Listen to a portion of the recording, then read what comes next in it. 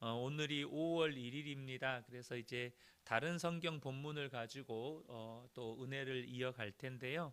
5월, 6월은 가장 첫 번째로 시편 119편을 시작해서 앞으로 계속해서 이제 은혜를 나누어 가려고 하는데, 여러분 잘 아시는 것처럼 시편 119편은 시편에서 가장 긴 시편에 해당하는 본문입니다. 이 시편 119편은 하나님의 가르침과 말씀을 찬미하는 가장 긴 시인데요. 율법 신앙의 행복을 교훈하고 노래하고 있습니다. 특별히 이 시편 119편은 히브리어 알파벳 순서에 따라서 총 22개의 자음이 있는데, 그 한 개 자음에 8절씩 묶어서 총 176절을 구성하는 기념비적인 작품으로 평가됩니다. 그러니까 우리나라식으로 한글식으로 이야기하면 기역으로 해서 첫 8절, 또 니은으로 시작해서 8절, 이런 식으로 해가지고 총 176절로 구성된 시라는 것이죠. 그래서 오늘 이 시편 119편을 보면 이 율법 신앙의 행복을 교훈하고 노래한다고 말씀드렸잖아요. 그래서 이 시편 119편이 시편 1편처럼 행복하다라는 말로 말문을 엽니다. 행복한 사람은 율법을 묵상하고 그 가르침대로 살아가는 즐거움을 누린다는 거예요. 그래서 행복한 사람은 행위가 온전하고 또 여호와의 증거를 지키고 마음을 다해서 여호와를 구하고 불의를 행하지 않는다는 것입니다. 그리고 이 모든 삶을 살아낼 수 있도록 하나님께 도움을 구하고 또 하나님의 이 율례를 즐거워한다는 것이죠. 먼저 앞서 말씀드렸던 것처럼 율법 신앙의 행복을 노래한다고 말씀을 드렸는데, 오늘 본문을 보면 이렇게 하나님의 말씀을 지키는 자, 율법을 지키는 자가 어떤 복을 누리게 되는지를 우리에게 가르쳐 줍니다. 여러분, 하나님의 말씀은 하나님 자신입니다. 그래서 여러분, 이 말씀을 지키며 사는 자가 누리는 그 첫 번째 복이 뭐냐면 그분과 온전히 하나가 된다는 것입니다. 2절과 3절을 보면 여호와의 증거들을 지키고 전심으로 여호와를 구하는 자는 복이 있도다, 이렇게 시작을 하는데, 여기서 보면 여호와의 증거들을 지키는 사람과 전심으로 여호와를 구하는 자를 동등선상에 두고 있습니다. 그러니까 말씀을 지키는 자, 그 사람은 기본적으로 어떤 마음을 가지고 있냐면 그 마음 가운데 하나님을 구한다는 것입니다. 사랑하는 성도 여러분, 저와 여러분 안에 말씀을 지킬 때 저와 여러분 안에 왜 말씀을 지키려고 하는 것입니까? 마음에 하나님을 갈망하는 마음이 있다는 거예요. 하나님을 갈망하고 하나님을 구하는 자들은 말씀을 지키며 산다는 거예요. 요한복음에서 예수님은 이것을 이렇게 말씀합니다. 요한복음 14장 23절을 보면 예수께서 대답하여 이르시되 사람이 나를 사랑하면 내 말을 지키리니 내 아버지께서 그를 사랑하실 것이요 우리가 그에게 가서 거처를 그와 함께 하리라, 이렇게 말씀합니다. 그러니까 여기서 보시면 그러니까 이 방금 시편 119편 2절을 요한복음 14장 23절이 그냥 해석했다라고 생각하시면 돼요. 하나님을 사랑하면 하나님의 말씀을 지킨대요. 그러면 그 사람에게 어떤 역사가 일어나요? 하나님이 또한 그를 사랑하신대요. 그리고 우리가, 여기서 우리는 누구죠? 아버지와 예수님, 성령님을 말하는 것입니다. 우리가 그에게 가서 거처를 그와 함께 하리라. 그러니까 하나님을 사랑해서 하나님의 말씀을 지키는 사람은 하나님과 온전히 연합해서 살아가는 축복을 누리게 된다는 거예요. 그렇게 하나님과 하나 된 사람은 그분이 주시는 생명과 복을 누리게 되는 것이죠. 마음으로 하나님을 구하고 말씀에 순종하면 할수록 하나님과 친해지니까 무슨 일이 또 일어납니까? 3절을 보면 참으로 그들은 불의를 행하지 아니하고 주의 도를 행하는도다. 다시 말하면 점점점 불의가 그 사람의 삶에서 멀어진다는 것입니다. 말씀을 지키고 그렇게 말씀을 지키는 자는 하나님과 하나 되는 복을 누리는데, 하나님과 하나 되니까 불의는, 죄악은 그의 삶에서 멀어진다는 것이죠. 그런데 여기서 우리가 결코 놓치면 안 되는 영적인 원리가 하나 있습니다. 여러분, 말씀을 지킨다는 건요, 외형적으로 보면 분명히 내가 말씀을 지키고 말씀에 순종해 가는 거예요. 외형적으로 보면 그렇습니다. 그런데 그 영적인, 그 내면적인 것은 우리가 뭘 봐야 되냐면, 내가 지키는 게 아니고 지키게 하시는 분이 하나님이시라는 것입니다. 내 힘으로, 내 능력으로, 어떤 나의 열정으로 말씀을 지키는 게 아니라는 거예요. 그래서 시편 기자가 4절에 이런 고백을 합니다. 주께서 명령하사 주의 법도를 잘 지키게 하셨나이다. 사랑하는 성도 여러분, 내 힘으로 말씀을 지키는 게 아닙니다. 내 어떤 능력이나 또 나의 어떤 그 노력으로 말씀을 지킬 수 있는 게 아니에요. 주님이 지키게 하시는 것입니다. 주님이 지킬 수 있도록 내게 힘주시고 나를 이끄시고 나를 도와주시는 거예요. 사랑하는 성도 여러분, 저는 우리 그은혜교회 모든 성도님들이 정말로 말씀의 순종함으로 우리 주님과 온전히 하나가 되는 은혜를 누리시기를 축복합니다. 내 삶에서 불의가 멀리 떠나가는 은혜를 누리게 되시기를 축복합니다. 내 힘이 아닙니다. 하나님이 하시는 것입니다. 주님이 도와주시는 것입니다. 그런데요, 우리가 이렇게 말씀을 지키면서 살려고 할 때 반드시 우리의 삶에 그것에 대한 반작용이 있습니다. 무슨 말이냐면, 말씀을 지키고 살아가려는 우리를 무너뜨리려고 하고 넘어지게 하려고 하고 실패하게 하려고 하는 마귀의 영적인 공격과 방해, 우리의 삶에 그로 인한 다양한 어려움이 있다는 거예요. 그래서 시편 기자가 이런 고백을 합니다. 8절을 보면, 내가 주의 율례들을 지키오리니 나를 아주 버리지 마옵소서. 왜 버리지 말아달라고 고백을 했을까요? 시편 기자가 생각할 때 이러면 하나님이 나를 버리실 것 같은데, 이러면 하나님이 나를 이렇게 책망하실 것 같은데, 이런 상황을 만나는 거예요. 그 상황이 어떤 상황일까요? 말씀대로 살아가려고 하지만 때로는 실패를 경험하는 거예요. 말씀대로 살아가려고 하지만 어떤 그 마귀의 방해 공작, 또 마귀의 공격이나 유혹에 때로는 나도 모르게 타협을 해버리는 거예요. 넘어지는 겁니다.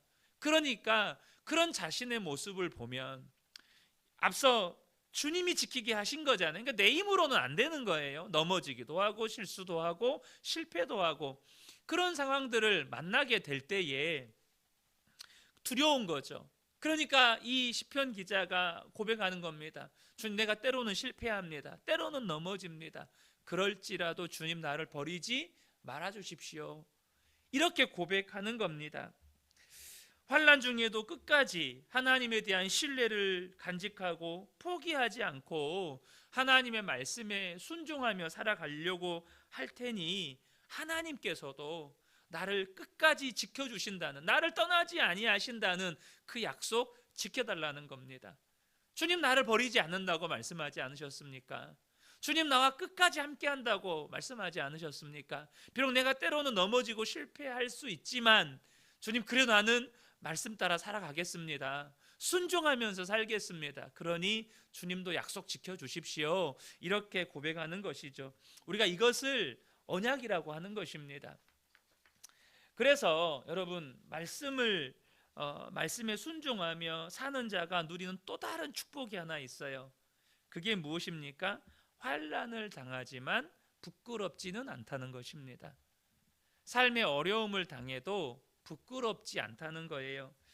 6절을 보면, 내가 주의 모든 계명에 주의할 때에는 부끄럽지 아니하리이다. 분명히 말씀을 지키며 살아갈 때 마귀의 공격이 있고 마귀의 역사가 있다 보니까 말씀을 지키며 살아가더라도 우리의 삶에는 환난이나 어려움이 있습니다. 그러나 나는 여전히 말씀을 지키며 살려고 하기 때문에 결코 부끄럽지가 않아요. 왜요? 이 환난이 죄의 결과가 아니니까. 베드로전서를 우리가 쭉 읽어보면 여러분, 우리가 죄를 짓고 매를 맞는 것은 부끄러운 일이라고 말씀을 했습니다. 그러나 우리가 주님을 따름으로 고난받는 건 기뻐할 일이라는 거예요. 시편 기자도 이야기합니다. 내가 주의 계명을 지키다가 환난을 당했지만 나는 부끄럽지 않습니다. 이것이 나에게 죄로 인해서 주어진 게 아님을 알기 때문입니다. 여러분, 저와 여러분이 혹시 지금 내가 살아가면서 당하는 어떤 어려움이 있잖아요. 뭐 가난일 수도 있겠고 질병일 수도 있겠고 또 뭐 다양한 어떤 여러 가지 어려움일 수 있겠죠. 그런데 혹시 그것이 부끄럽게 느껴진다면 우리의 삶을 가만히 돌아보셔야 합니다. 왜 이게 부끄러운 건가? 내가 왜 이걸 부끄럽게 느끼는 건가? 내가 가난한 거, 내게 질병이 있는 거, 내게 어떤 어려움이 있는 거, 내가 세상에서 성공하지 못한 거, 이게 왜 부끄럽게 느껴지는 걸까? 우리가 여러 가지 이유가 있을 수 있겠지만 오늘 본문의 말씀에 비추어 본다면 내가 정말로 말씀 따라 순종하며 살았는가, 이 부분에 대해서 저와 여러분이 점검해 보셔야 합니다. 내 삶의 어려움이 부끄럽다면 그런데 여러분, 그렇게 말씀에 순종하며 사는 사람은 환난 당할 때만 부끄럽지 않은 게 아닙니다. 우리가요 정말로 부끄럽지 않아야 할 때가 있습니다. 그때가 언제일까요? 그것은 의로우신 재판장이신 예수님 앞에 서는 그날입니다.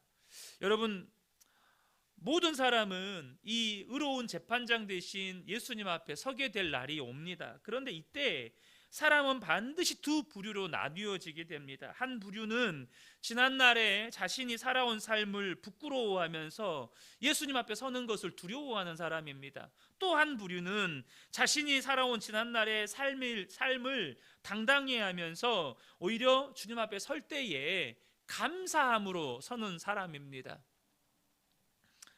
여러분, 시편 기자는 늘 주의 말씀을 주의하면서 살았습니다. 그래서 주의 말씀을 배울 때에 그는 감사함으로 살았어요. 본문에도 보면 7절에 내가 주의 의로운 판단을 배울 때에는 정직한 마음으로 주께 감사하리이다. 주의 말씀을 배우면서 늘 감사한 마음 가지고 살았어요.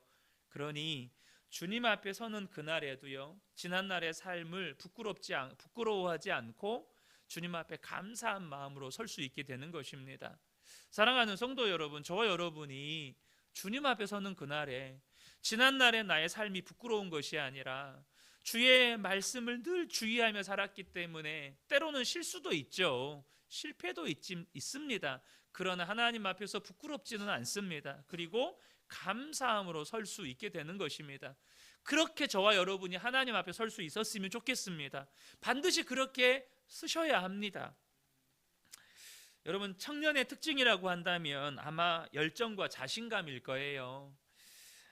아직 자신의 한계도 잘 모릅니다. 그럴 때 여러분, 누군가의 권위를 인정하고 고개를 숙이는 일은 참으로 어렵습니다. 그러니까 여러분, 우리가 요즘에 젊은이들이 이제 뭐 이것도 유행어는 좀 지난 것 같아요. 라떼는, 이 유행어를 우리 젊은이들이 싫어한다고 하잖아요. 나 때는 그랬다 이거예요. 근데 그런 말들을 젊은이들은 싫어한다는 거예요. 제가 한 번은 TV에서 어떤 한 유명 연예인이 지금은 40대가 됐는데 그런 말을 하더라고요. 자기가 20대 때 자기에게 좀 조언을 해줄 수 있고 또 좀 바른 길로 이끌어 줄 수 있는 어른이 있어서 그런 자신의 삶을 조언해 주었다면 참 좋았었겠다, 이런 말을 하는데, 그러면서 또 한편으로 이분이 어떤 말을 하냐면, 그런데 지금 내가 40대가 되어서 그런 사람이, 어른이 내 옆에 있었으면 참 좋았겠다라는 생각이 들면서도 20대 때 아마 누군가가 나에게 그런 말을 해줬더라도 아마 나는 듣지 않았을 거다. 아마 20대 때 나라면 나는 아마 듣지 않았을 거다, 이런 말을 하는 거예요.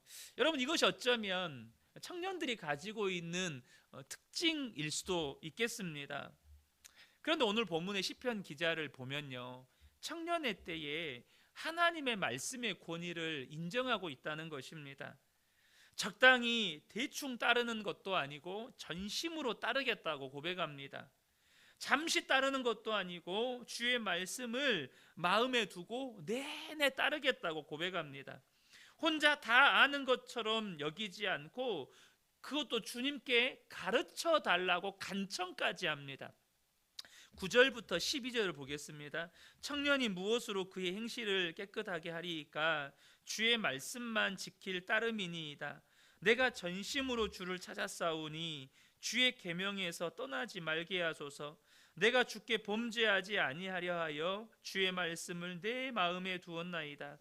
찬송 받으실 주 여호와여, 주의 율례들을 내게 가르치소서. 여러분, 저와 여러분이 이 말씀을 보실 때 꼭 기억하셔야 합니다. 이것은 복받은 사람의 삶의 태도입니다. 이것이 행복한 삶을 사는 사람의 삶의 태도예요. 이것을 한마디로 표현한다면 겸손입니다. 이것을 겸손이라고 하는 거예요. 우리가 어제 수요예배 말씀에 나누었던 수요 말씀에 이 대입에서 나눈다면 이러한 태도가 예수님을 진짜 내 마음의 왕으로 모시고 사는 사람의 삶의 태도입니다. 내 마음에는 왕이 계세요. 내가 왕이 아니에요. 그러니 그 왕 앞에 철저히 순복하며 사는 것입니다. 주님, 나는 오직 주의 말씀만 지킬 따름입니다. 내 힘으로 뭔가 할 수 없다는 걸 나는 너무 잘 압니다. 그래서 나는 주님을 찾을 따름이고 오직 주의 말씀을 내 마음에 둘 따름입니다. 그러나 주님, 내 힘으로 안 되니 주님이 가르치시고 주님이 이끌어 주십시오. 사랑하는 성도 여러분, 이 새벽에 우리가 주님 앞에 나와서 엎드려 기도하는 이유가 무엇입니까? 내 힘으로 안 된다는 걸 알기 때문입니다. 내 열심과 내 열정으로 안 된다는 거 알기 때문입니다. 오늘도 하나님의 도우심 없이, 하나님의 은혜 없이 우리가 살 수 없다는 것을 알기 때문입니다. 그러므로 이 새벽에 저와 여러분이 하나님 앞에 겸손히 엎드려서 하나님의 도우심을 구할 때 오늘 하루도 우리가 이 하루를 마치고 잠자리에 들기 전에 하나님, 오늘도 내가 주님의 은혜로 살았습니다, 이렇게 고백할 수 있는 저와 여러분 되시기를 예수님의 이름으로 축복합니다. 아멘.